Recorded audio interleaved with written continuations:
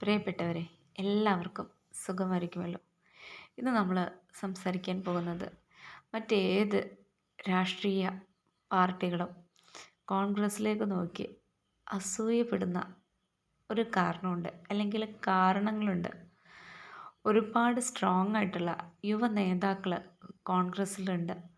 അവർ കൂടുതൽ കൂടുതൽ ജനപിന്തുണയോടുകൂടി, ജനങ്ങളുടെ പിന്തുണയോടുകൂടി ശക്തിപ്പെട്ടു വരുന്നു എന്നത് നിലവിൽ കേരളത്തിൽ മറ്റൊരു രാഷ്ട്രീയ പ്രസ്ഥാനങ്ങൾക്കും കിട്ടാത്തൊരു അംഗീകാരം തന്നെയാണ്.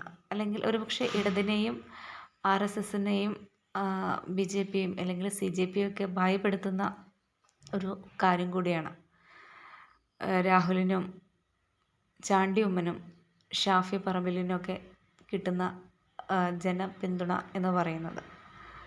തീർച്ചയായും ഈ വരാനിരിക്കുന്ന ഇലക്ഷനിൽ ഇവർ 3 പേരും ഒറ്റക്കെട്ടായി നിന്ന് കഴിഞ്ഞാൽ മുതിർന്ന നേതാക്കന്മാരുടെ യാതൊരു മത്സരവും, അല്ലെങ്കിൽ മോൻ മരിച്ചാലും വേണ്ടില്ല മരുമോൾ കരഞ്ഞു കാണണം എന്ന ഒരു നിലപാടും ഇവിടെ വില പോവാതെ തന്നെ കോൺഗ്രസ് ജയിക്കാനുള്ള എല്ലാ സാധ്യതയും കാണാൻ പറ്റുന്നുണ്ട്.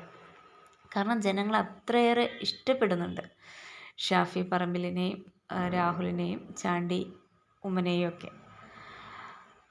വിശ്വസിക്കാൻ പറ്റുന്ന നേതാക്കന്മാരും കൂടി ആണ് ഇവരെന്ന കാര്യത്തിൽ യാതൊരു തർക്കവുമില്ല. ഇവർ ഇലക്ഷൻ പ്രചാരണത്തിന് ഇറങ്ങിക്കഴിഞ്ഞാൽ ഇടത് ശരിക്കും വിയർക്കേണ്ടി വരും. പ്രതിപക്ഷത്ത് നിൽക്കണമെങ്കിൽ കൂടെ ഇടത് നന്നായിട്ട് കഷ്ടപ്പെടേണ്ടി വരും.